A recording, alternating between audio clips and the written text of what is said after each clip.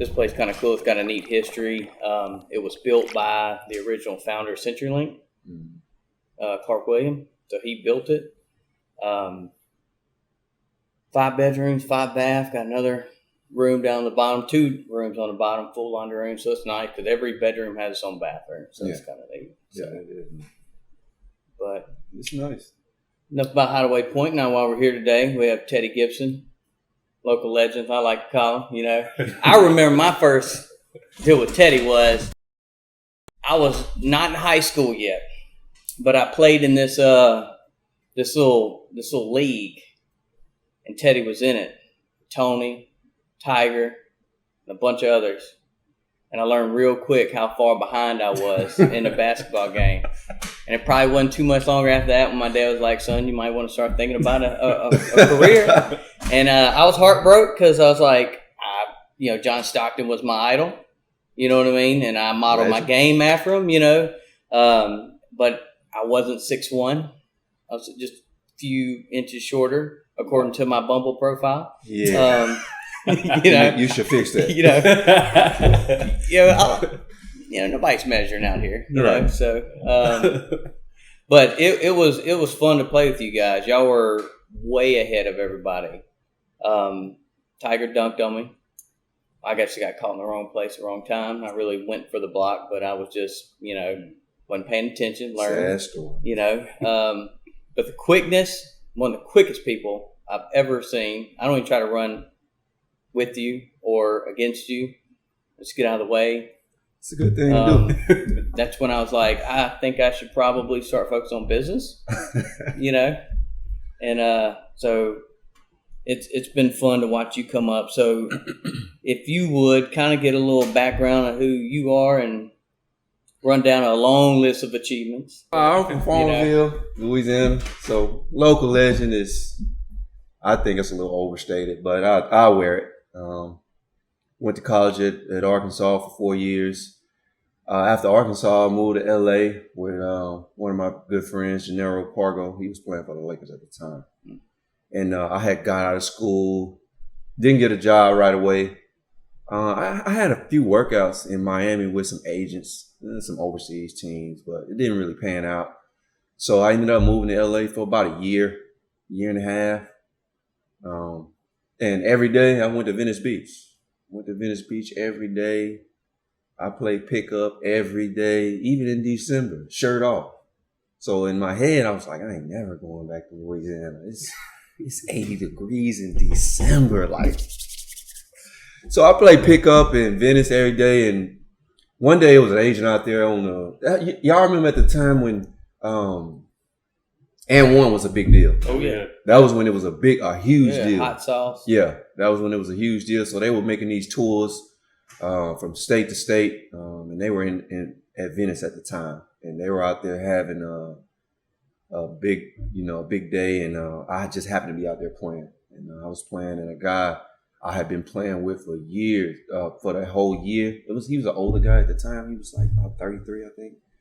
Just a regular guy. I knew him, but we didn't have a personal relationship. I just knew him through playing pickup with him every day. Right. And he walked up to me. He was like, man, you know what? I gotta ask you this. You should be. Why you don't play overseas? I was like, well, I went through this transition when I was in Miami. I just didn't latch on. Just kind of now, I just don't know what move to make next. Right. He was like, well, you know what? And One having a tour. It's agents over there. I just want to talk to one for you. Right. And again, I was a shy kid, still kind of quiet now, but way more back then. So when he asked me, I was like, sure, I got no problem with it. So he just walked up to a random agent and was like, can you come watch this kid play? And I was playing at the time, so I really didn't even know the agent was even watching me at the time. Right. So after the game was over, he offered me a place in his camp overseas in Germany. They paid for the expense. I just got a passport. They paid for me to come play in a camp in Germany for like 4 days. Frankfurt, played in Frankfurt like 4 days. And from that point on, it's water under the bridge. That was really the starting point of my career overseas, which again, I played in a lot of countries, different countries, 16, 17 years pro. So that was the kickstart of how my career really jumped off. Right. That's incredible, man. Yeah. Right place at the right time. Yeah. Just by the grace of God, I would say. I was just out there playing pickup. I really wasn't even trying to talk about right time, right place, right everything to line up. Yeah, absolutely. What was that experience like, being overseas, away from probably friends and family and having to sort of start from scratch in your in your personal life? Obviously the game is the game. That's bread and butter for you, and that grind. But outside of that, how did that? The first few years, it was tough. Other than when I went to school, that was one of the first times I had left home. Right. But this is a different kind of leaving home. Right. You know what I mean? At the time, we ain't talking about Wi-Fi that's boom. Right. We're talking about PlayStation with no, you really playing that by yourself. Right. I was homesick, but at the same time, I love the game. And to be honest, guys, I was making, my first year, I made 800 euros at the time, but that was when euros was a little heavier than $1. So I'd say close to almost $1,000 a month. But to me, I was rich. Right. Somebody was paying me to play a game that I played every day for free anyway. Right. So I looked at it like I'm winning anyway. Sure.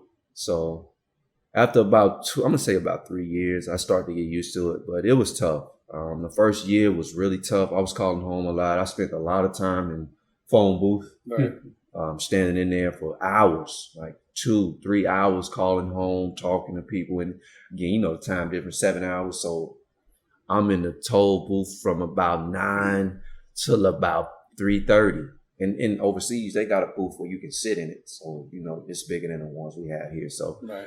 I used to be really living in it, really literally living in it, just trying to call home.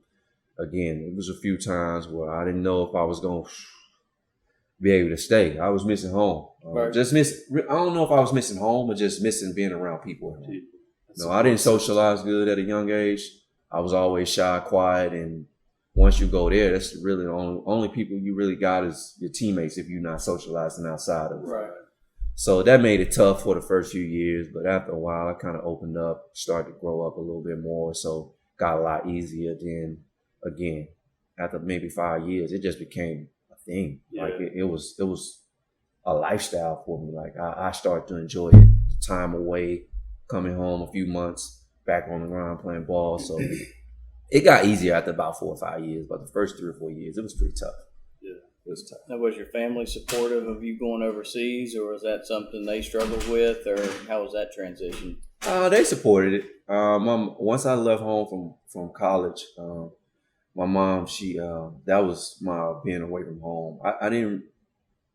My first year of college, I came home a lot, maybe the first 2 years. Every chance we got, every break. But after my sophomore year, I really didn't come home unless it was a big break, like Christmas breaks, Right. regular school breaks. So my mom was just happy I was doing what I love to do.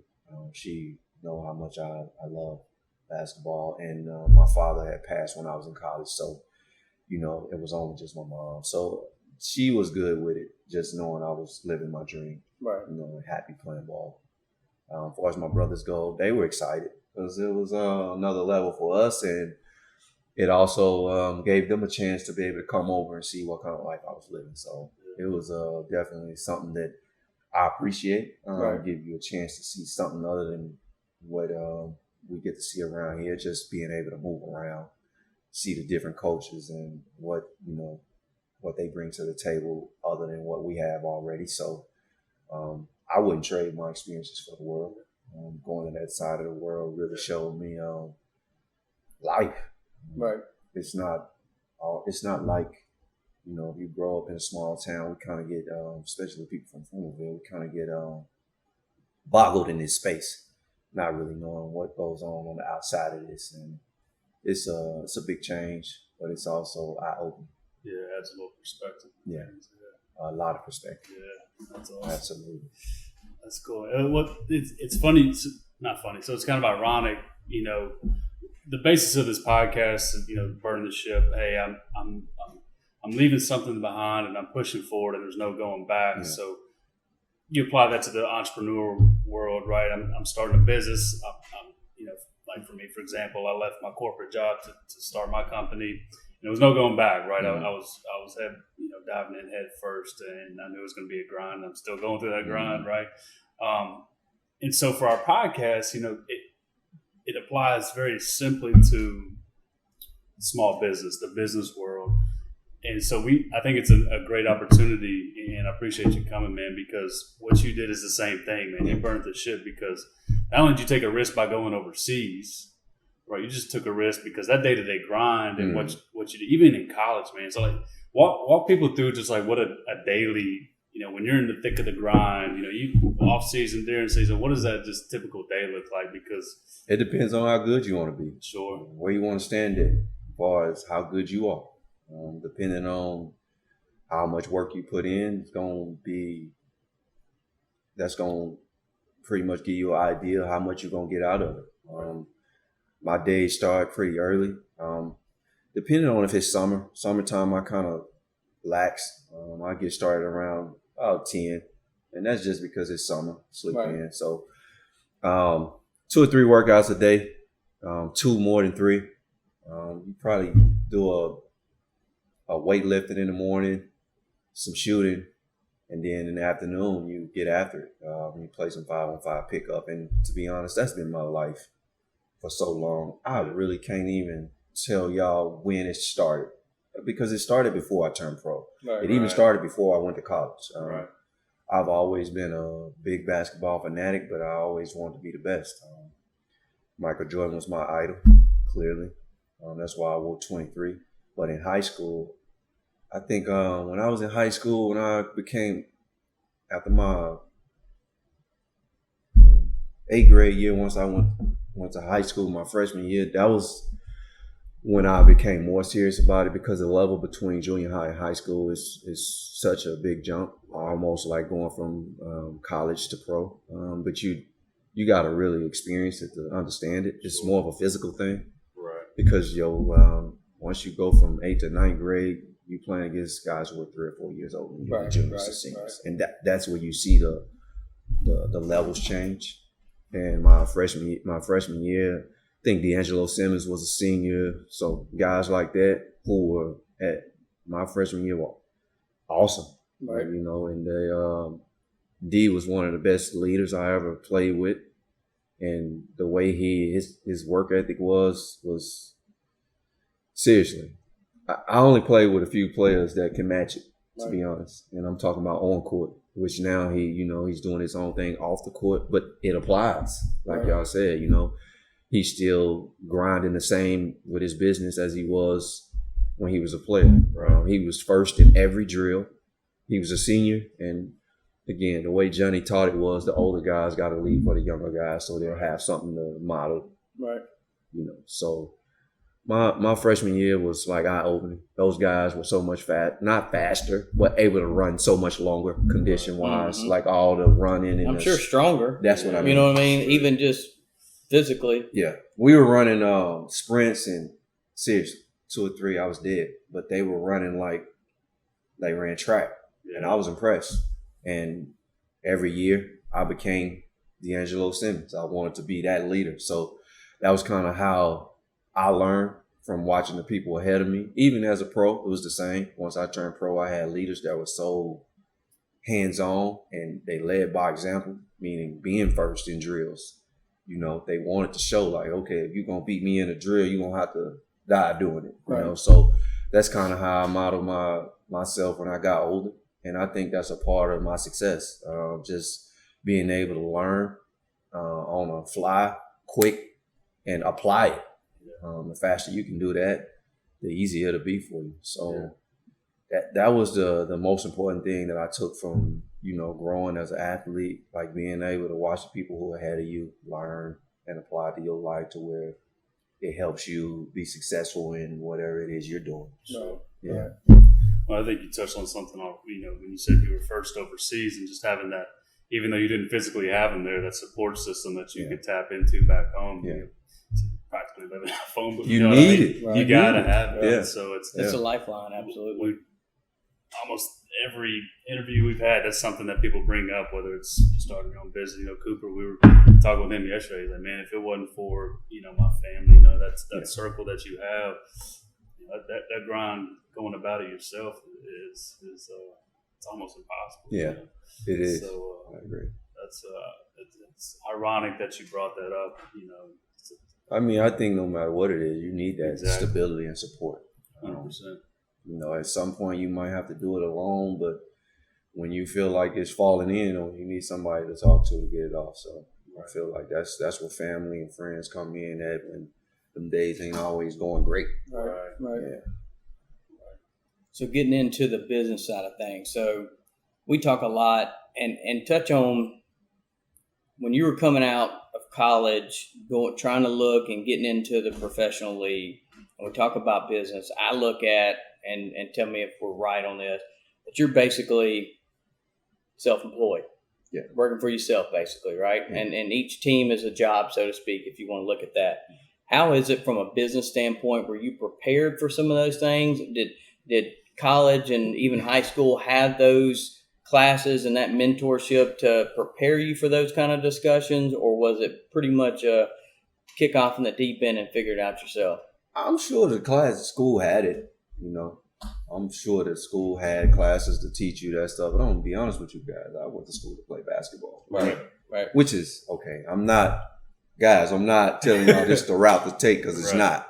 I regret it. I should have been more of a school guy. But at the time, I was trying to live my dream. Right. And basketball was first, school was second to me, which is the wrong mentality to have in a sense of basketball won't bounce forever. Right. At a certain point, the ball deflates and it's time to move on. And but classes were taught, but for me, I didn't take business classes. So when it came to my professional career, I was just thrown in the water. I was learning it all on the fly.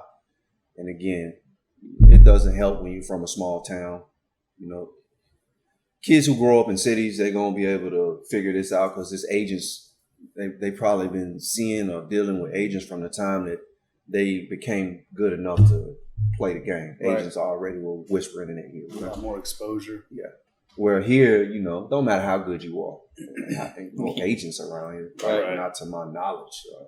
I know a few now, but back then there was none. So nobody coming around telling you to prepare in this way, look for this. Just even putting the idea in your head to think about it. Right. Never had that. So I just was thrown in the deep end and just kind of maneuvered through it on the fly. Right. That was the only way to actually get through it at the time. There was no other way. And again, it wasn't easy, and it wasn't easy from a standpoint of, again, I love the game, meaning like I would have played the game for free. Right. Overseas, I probably would have done it for free. I just, that's how much I love the game. So I think the business side of it was understanding what your worth is. Right. Early on in my career, I never understood it. Right. I had an agent, but I wasn't pushing the way I should have pushed for the talent that I had. Right. I had a lot of guys come up for me after a lot of games early on in my career. Even after my first season, I had guys coming up to me saying, you shouldn't be playing in this city. The basketball is not where it needs to be. The money is not what you should be making, which was a humbling experience too, because the amount of money that they were making at the time and the amount of money that I was making at the time was no comparison. But to me, it wasn't about the money at the time. Right. That's the business side that I should have, tried to have been tapped into that. I just, I wasn't really looking at it the way I should, but I also just didn't know at the time that that's something that I should even be looking into. Right. And that's the whole premise of this podcast is that there's a college or even a high school athlete that this might reach them to even click to think, let me put some effort behind that because it is a business at the end of the day, right? Because that ball does stop bouncing at some point, and then what do you do after that point? If you got to have those plans and, so we appreciate you sharing that part of it because that's on top of when you're in the thick of it, right? Being able to think from that perspective too, So I mean, could have been opportunities to maybe capitalize Yeah. on, Absolutely. earlier on if you might have had that foundation. It's just so it's a vulnerable point that you made. So were there any time, what was that moment on the court playing against somebody that you recognized, like, this is it? Like, this is bigger than I ever thought?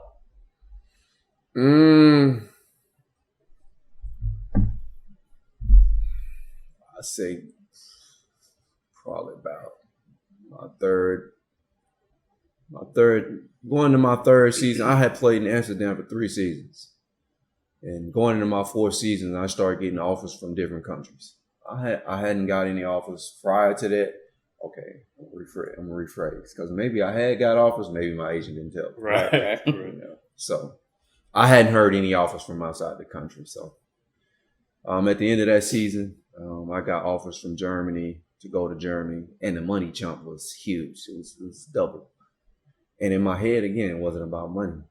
I'm from Farmerville, so in my head, I already had put a ceiling over how much money I thought I could make doing this. I was making it, that was my 3rd year, so I'm gonna say I was making about 40,000. And that summer, the German team came in and offered me 75. And I told my agent, you serious? Right. He was like, yeah. But he wanted me to stay in Holland. And the reason he wanted me to stay in Holland was because at that time, passports in different countries were huge, And he was like, you stay in Holland 5 years, you can apply for a Dutch passport, citizenship. Mm-hmm. And again, back then, you had citizenship to another country. You can play. Now that, when you go overseas, every team can only have a certain amount of American player foreigners, because it don't have to be American. They can be from a different country, but only a certain amount of players from different countries can play in that country. Right. But if you got a citizenship to that country, you count as one of those players. It's like a big advantage. Yeah. So he was like, you do that, then you can get a passport to stay in Holland, and your money jump will be even bigger. But to be honest, at that time, I had one goal, that was making it to the NBA. I wasn't really even thinking about trying to get no passport. I just was like, I'm trying to get back to the NBA. The developmental league had just started up. I think my 3rd year, that was like the first year they started with the D League. And I was figuring out whether I should go back to the D League. But my money had increased from 40 to 70,000. And I was like, you go to the D League, they weren't really making money. So I had to choose between, how hard do I want to chase this dream now? Right. Is it $70,000? At that point, I would start thinking business more than the business mentality. So I chose the money over the D League at that time. And I went to Germany, and again, that was when it hit me, like, I can make some serious money doing this. Right. It's just, you got to make the right decisions to try and put yourself in the best position possible. But at the same time, I got a gift and a curse, guys. Winning was always one of the most important things to me. It wasn't money. I always wanted to go somewhere where I could win. You ain't got to put me on a winning team, but when I get there, I at least want to be able to compete. Right. So it was a few years there where I didn't choose the max amount of money. I chose a place where I thought I could get the maximum amount of wins. Right. But in my head, even still, I chose wins. And I'm saying it like maybe I lost my business sense in the sense that I chose victories over money, but I thought victories would equal pay later down the road. But that don't always work like that. Right. I learned that the hard way. But so by my 4th year, I realized like it could be a huge thing, because again, I didn't have myself reaching that kind of money. I had myself making about $50,000-$60,000 for the next however long 50, 60 grand a year for the next 20, 30, 40, 50, 60 years, because really I'm thinking in my head I'm going to collect to about 152. It's not really working out that well, but that was the goal. So by my 4th year, I realized like, this could be big. Yeah. What was the closest opportunity you had in terms of getting into the NBA, whether it was the development league or the team?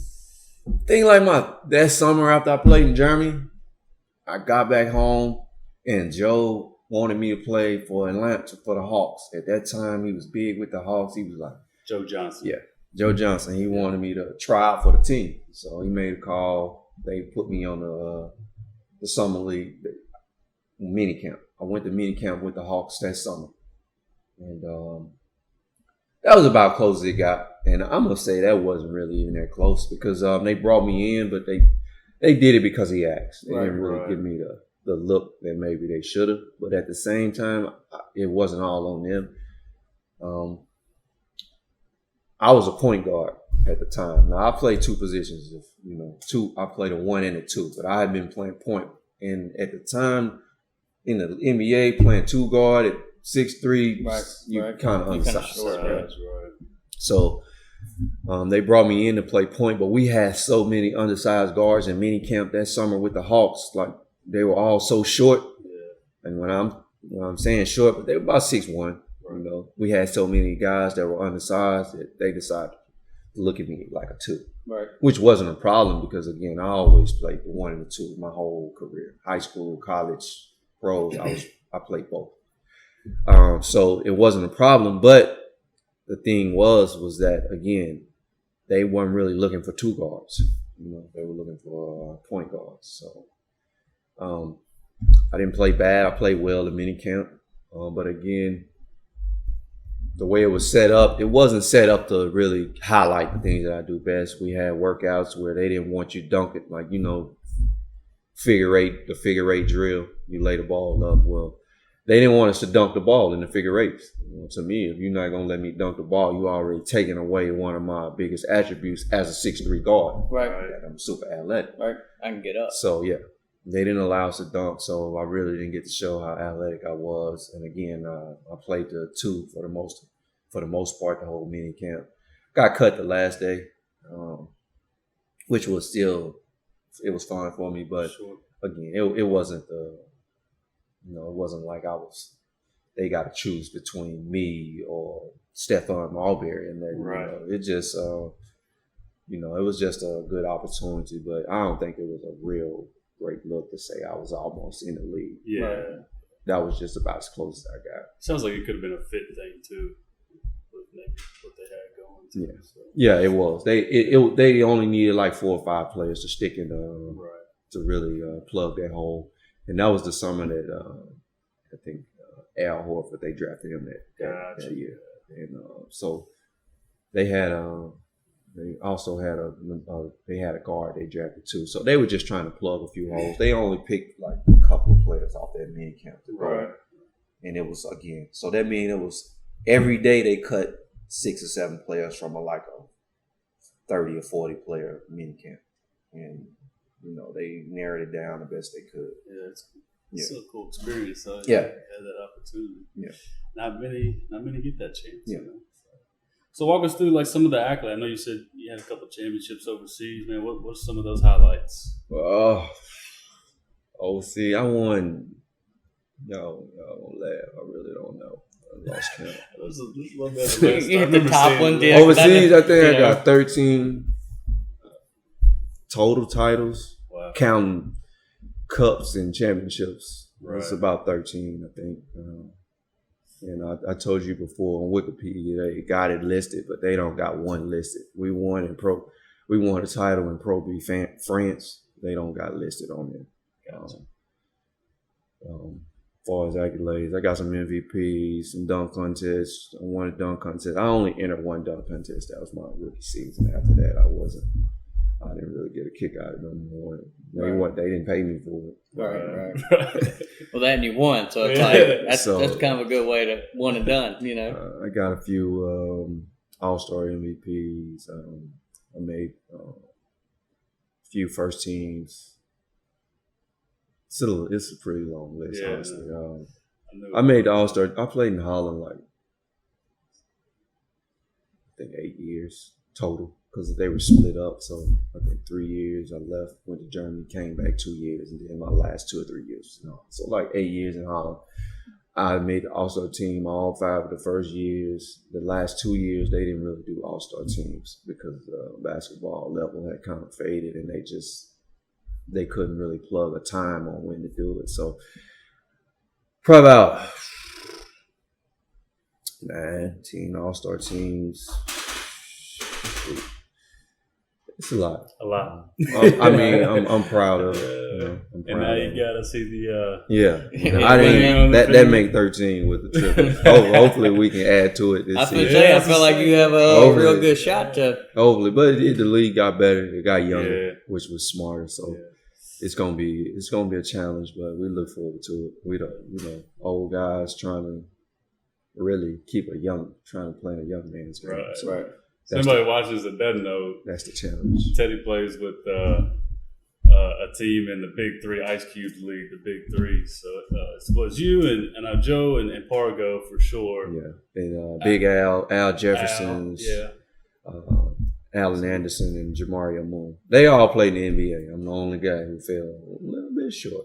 Man, but hey, you still holding your own though. Yeah, it's not a failure. say what you want. I got the most titles. right. So winning seemed to be following me around. That's cool. And you said you were 40? 41. 41. Still getting after it, man. It still run by me. It's a fact. I remember walking into the rec center the first time I ever went, and they were in there hooping. I was like, all right, there's another lefty in here. So I was like, I'm a little drawn to it. And I saw him, and there was a point in time because the team you were playing, it was just kind of a little scrappy there for a minute. They were like, all right, he just turned it on like that. I was like, yep, this must be. Yeah, we first went in, I gave him a little more like, don't get crossed up by this dude. You want to watch out for this. I seen him shooting. I seen him like, shooting when he came in, though. I was watching him shoot. I was like, yeah, he can shoot. I can use him. I can use him in that spot up shooting. So see, that's what the aggravation is like. That's what talking about, like playing with you. You played basketball, organized basketball. The and right then way. sometimes you go to the rec and it's just like this run and gun and shooting crazy. And I'm like, I don't even enjoy that kind of basketball. You know what I mean? You get with the wrong team, the wrong people, because everybody Kobe in there. Everybody's trying to shoot, and it's like, Yeah. it's like I don't even want to play no more. Yeah. I'm tired of running. Hell, can we slow it down and run a play? You know what I mean? And show some thought. That's what it drives me crazy. It don't work like that. I'm trying to run off a pick and run. They don't set screen. No, they don't. They stand. Yeah. That's funny. But that's also the new age of basketball. That is true. Isolation. Everybody want to ISO. Nobody want to screen and move. So. I wish they'd start a men's league. Yeah, they were thinking about it. They thinking about trying to bring men's league. They probably gonna do it in the next couple of years. I mean, well, especially with Ruston opening up that big. I feel like Ruston for sure will because their whole new facility that they're building. Yeah, but I'd love to loop in, Farmerville rec because you got Tiger there and he's trying to do some things, and we still got a lot of talent hanging around here. That I mean, the thing is with COVID, that's the only problem. Yeah. In case it's going back up, but they definitely talking about. They actually been talking about it for the last two summers. So they trying to figure out how to get it going, and really it's going to be about how many teams can they get into which would be again for people who love basketball would be great. Yeah, because we're such a big football town. Right. Well, if they do a league, we'll make sure we'll try to bring you in as player coach. Yeah, I ain't got no problem with that. I'm fine with that. Most of the time I'm on the court, I'm directing most of the time anyway. Stand over there, go screen, So that's no problem. So who would you say the best basketball player you ever played against? Play against? Like a real game or pickup or what do you mean? Either or, doesn't matter. One where you like this guy. I play against a lot of guys. That's what I mean. So the one that you're like, I got to be careful because he's about to get me to work if I don't stay on. No, I played against a lot of NBA players where if you wasn't on your game, you get embarrassed. Again, of course, I played with Joe for a long time. He's a phenomenal player in his own right because he can do everything. At all three levels. You can shoot it, post, dribble, and there's nothing he can't do on the court. So he's doing it right now. Yeah. That makes him a tough guard. But most of the time those NBA players all have that handle like a guard, but the size like a forward. So they all be pretty tough. Even the guys who 10 men down the bench, they can go. Right. They not just you didn't make it to the league by they not just sitting there. I promise you, when you can look at him in the game and you feel one way about him, and you see him in the rec, you'll feel completely different about that. Right. Yeah. Like those guys you really playing him on 2K. Yeah. And he's sorry. But no. He's still gonna bust you in real life, you know. But, that's what drives me. Because relative, right? I mean, maybe the 10th guy relative to a Joe Johnson, he might look like a scrub or something. But like in the grand scheme of things, hey, it's not even close in the grand scheme. I promise you. Right. That's what drives me nuts about some of these analysts, man. Like, we're talking about Russ or some of these guys. I'm like, get out. Yeah. All these guys are absolutely incredible. Yeah. So relative, you got to think about it. I would say Joe played against D Wade a while back when I was younger. But again, I played against so many guys, man. Like seriously, Harden was really good when we played. Rondo was really good. Was he at Kentucky when you played? No, it was he was young. Before that, I can't remember. Yeah, he was young. Yeah, he was one of my favorite. Yeah, he was one of my favorite from the jump. Yeah. Like I got a great story to tell. When he first got in the league, Tony did not like his game. He was like, man, he can't shoot. I was like, all right, in a couple years, mark my words. Right. Because he had a high IQ. Right. 2, 3, 4 years later, I've seen what he did with Boston. Mm-hmm. Triple doubles in them big games. Big triple doubles. I'm not talking about small. And from that point on, it was water under the bridge. Exceptional player. Yeah. Right. Yeah. I think even something might think I'm crazy. I think he was a very pivotal asset for the Lakers most recently. Mm-hmm. I agree. He stepped in there and was able to do what he does best. You know what I mean? Manage the game. And he's those kind of players are ratifying now. Seriously, because now they're making it to where point guards are scorers, right? So, and not really looking to manage the game the way those guys do. I mean, even though Chris Paul is a scorer, he's still one of the best game managers ever played the game. Right. So, you saw the jump Phoenix took. They brought him in. Yeah, right? Even that year when Rondo played for the Bulls, y'all remember that? When he was there with Jimmy Butler before Jimmy left. He broke his finger. They were 2-0. They were up 2-0 against whoever they were playing in that round, and he broke his finger. They ended up losing. I forgot about that. He ended up getting injured, and they lost.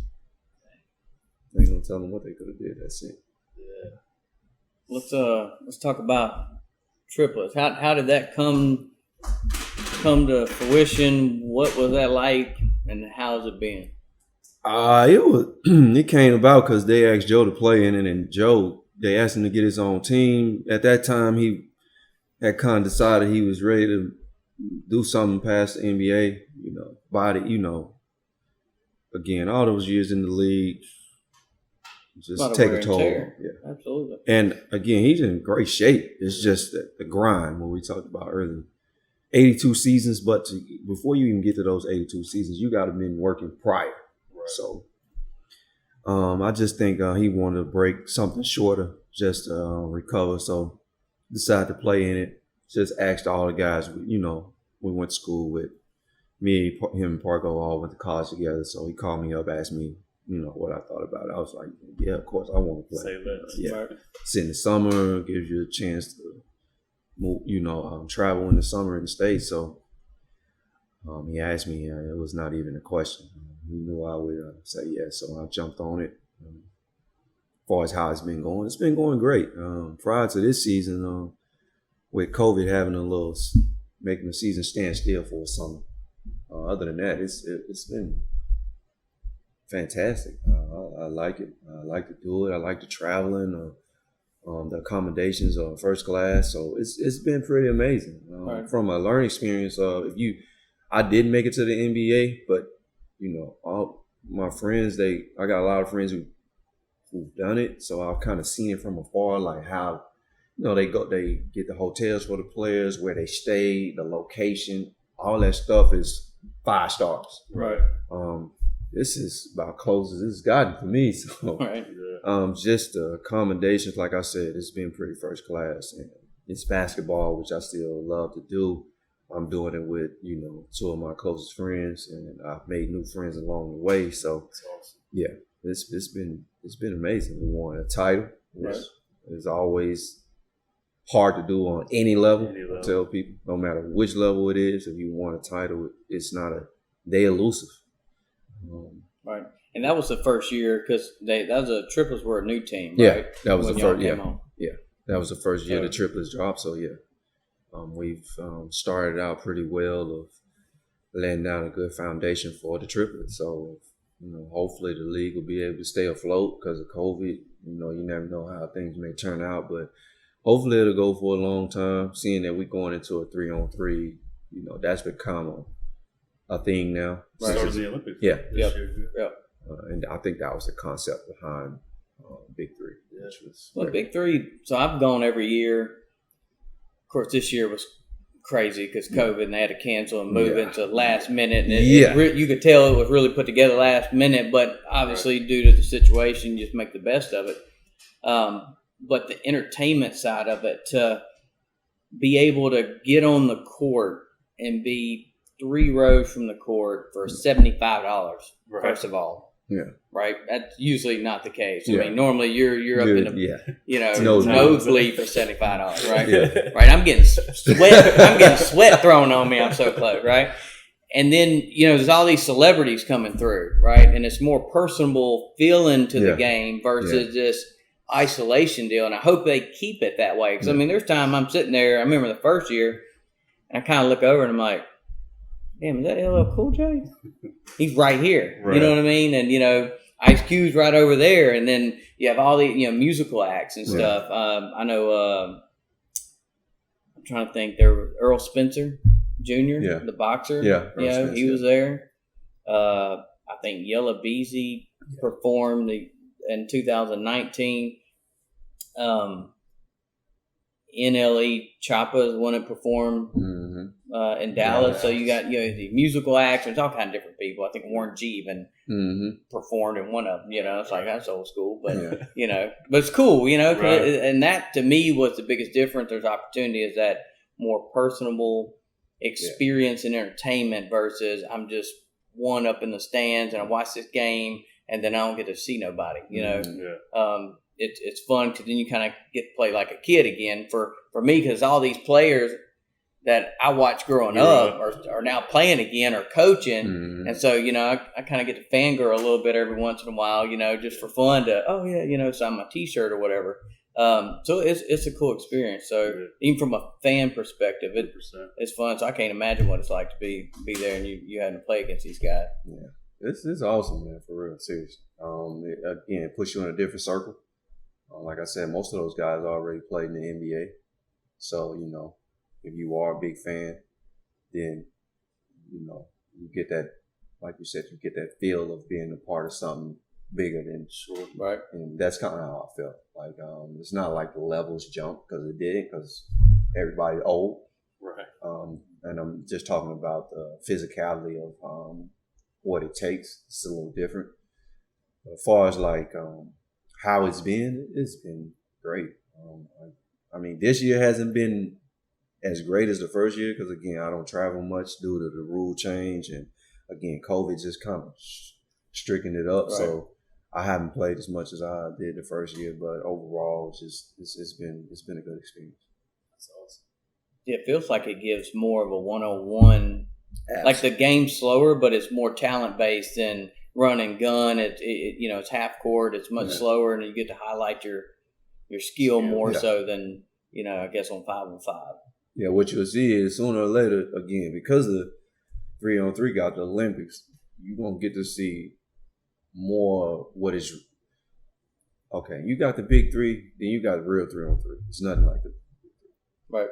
I don't think you guys probably haven't watched 3-on-3 yet, but before I left Holland, I was practicing with the national team of Holland because all of my friends are on the national team. They're made up of guys that I play with who I'm really close with. So I was practicing with the team. Listen, it was the first day. It was one of the hardest days of professional.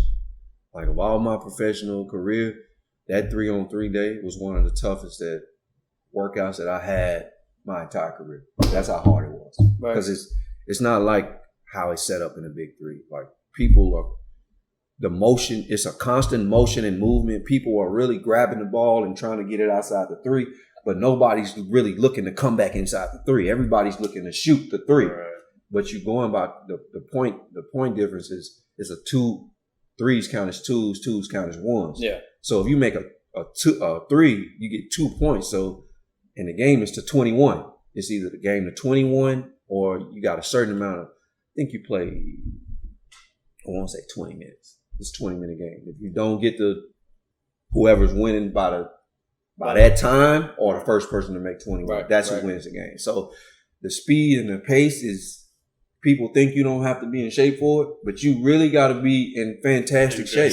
Right. I left that 3-on-3 that night, and I'm telling y'all, the next week I was having back spasms and muscle problems that I haven't had in my entire career. That's how hard the practice was. And all we were doing was we just was playing 3-on-3. You know, Right. We were playing 3-on-3, but again, you rebounding. You like say I shoot the ball. Well, when I shoot it from, let's say I shoot it from the three. Y'all guys play ball, so I shoot it from the three. It's rebound, but the man who contested my shot, when he contested it, he took off to the corner. Right. So I can't stand and watch my shot. I got to chase him because if he's open, you down a point.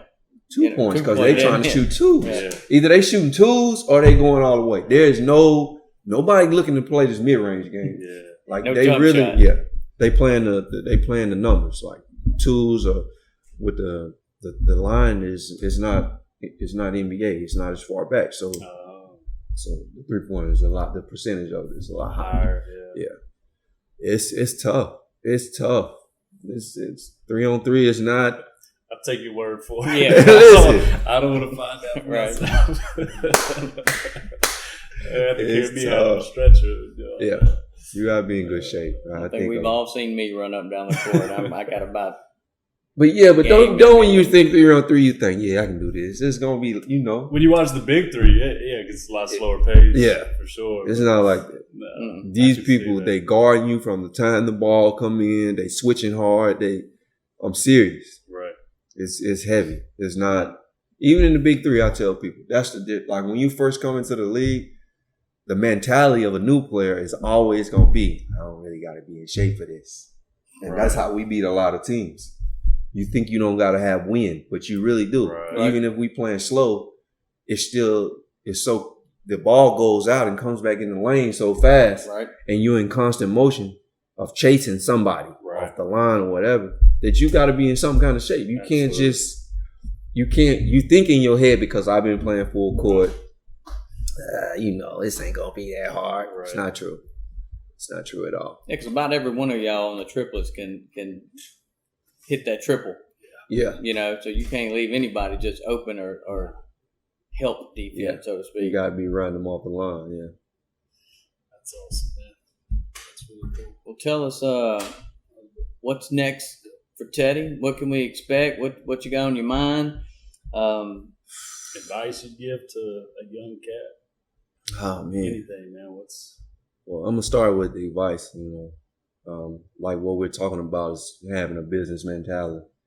The earlier you can figure out how to maneuver in this kind of water, then probably the more lucrative your business will be, whether it's you or anything. I figured that out late in my life. So, again, on the fly, try to manage your money, be smart. Again, figure that out on the fly. Right.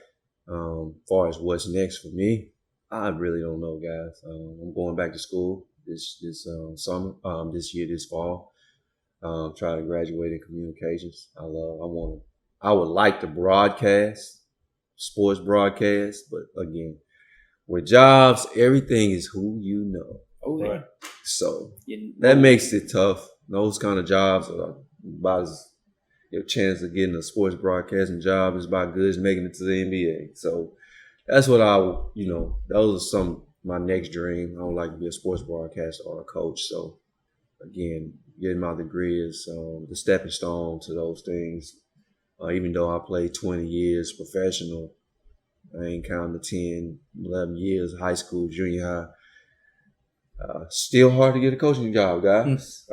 Need that piece of paper, which I didn't get. Like I said, I went to school to play basketball instead of going to school to actual school. So that's one thing I would like to tell kids is you need that degree in some sort of fashion to live life after sports. So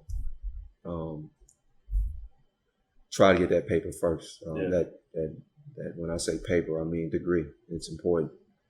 From a standpoint of what's next. I mean, if you want to go in business for yourself, now we're talking different. Right. That's a different talk. Different path. Yeah. You don't necessarily have to have a degree to make that kind of change. But yeah, I want to coach or broadcast. Those are the things that I think I'll be just as good as I was in basketball. I can talk sports from sun up to sundown. Right. So that's something that I can fall into fairly easy. I just got to figure out how to put myself in place to fall along those lines. So I'm back in school trying to finish that. That's awesome. Kudos to you. Yeah. That's cool. One thing we didn't even really highlight that you touched on is people you've met by the Big 3 experience or even your time overseas. You built sort of a network that now you can really tap into that as you're going along that new journey. You know what I mean? Again, I'm telling you, I wasn't a big speaker, so networking is more something that I'm doing now. Yeah. When I was a pro, I didn't talk much. Just I was about the game, hours and hours and hours. I tell people all the time this. I try to explain to my son, my nephews, my cousins, even the younger kids nowadays. I didn't just happen to fall in. I ain't saying that I wasn't talented. I was blessed with talent. But when you put that and hard work together, that's a different part of success there. 100%. Yeah. So if you putting in the work along with the talent, that's great. And if you want to be what I used to be, then it's a certain level of work, certain amount of work that's got to be put in to reach it. It didn't just happen overnight. Right.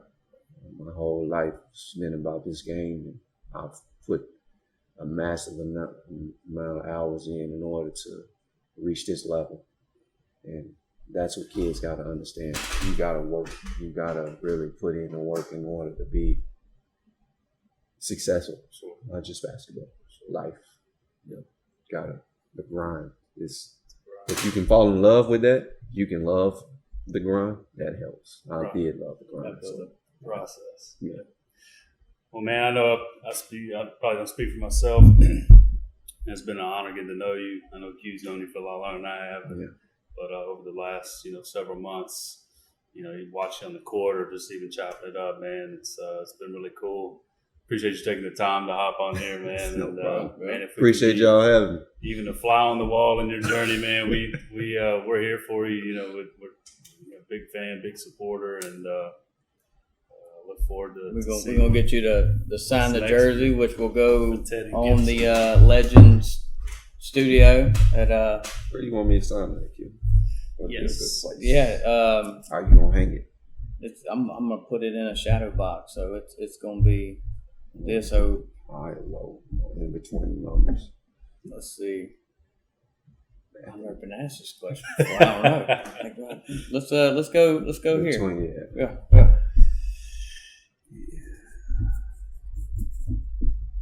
I gotta put 23. You know I wear this. Normally I put 5. It's gonna hang at Legends for the legend himself. So it's right. It hangs there. Exactly. Now hopefully Farmerville knows they had a legend in the back door. Absolutely. I'm pretty sure they do. There's not a lot of us around here, so. And again, if y'all don't know, I love my town. Yeah. When I was younger, though, funny story, because we so small on the map, people ask you where you from, tell them where you from. They never really know where it's at. So I used to tell them, I'm from Monroe. Right. Something they might know. Right. Shreveport. Yeah, let me hit a bigger. I did that till I was about junior in college. But then I started saying, I'm giving them props there. I'm taking away from them. Right. Now, I gotta let them know. Farmerville. Right. Only way to put us, who gonna put us on the map if we don't put us on the map? Right. So, it wasn't because I was ashamed. It was the only way to get people to recognize our location. So, right. Being from Farmerville is again, we're trying to open windows for other kids and get them to see that it's something bigger than where you're from. So it's not about who you are. It's about what you can make out of it. If you work hard enough, the sky's the limit. Absolutely. Love it. Cool. Appreciate y'all's time. Yeah, man. Yeah, That's Appreciate yours. no problem. We'll catch you guys on the flip side.